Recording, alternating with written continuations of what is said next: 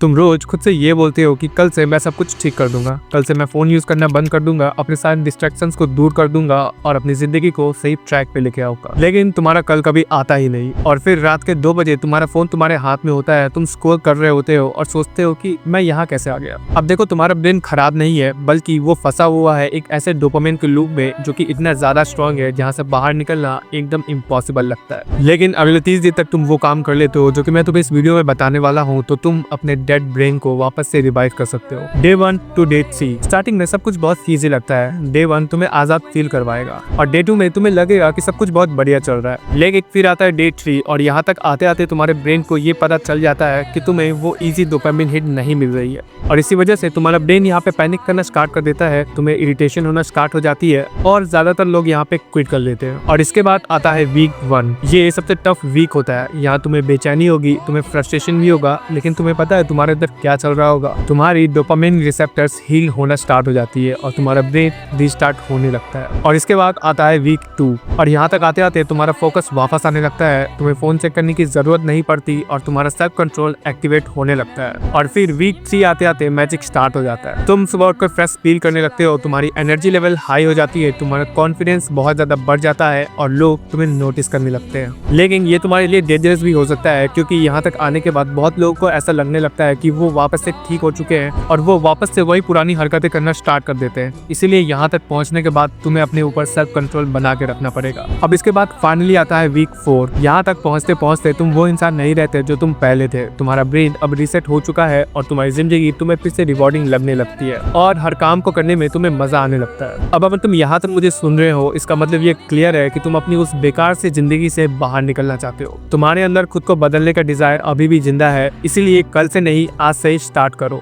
और ये 30 day challenge तुम्हारे लिए चैलेंज नहीं है, बल्कि ये तुम्हारे कमबैक की शुरुआत है।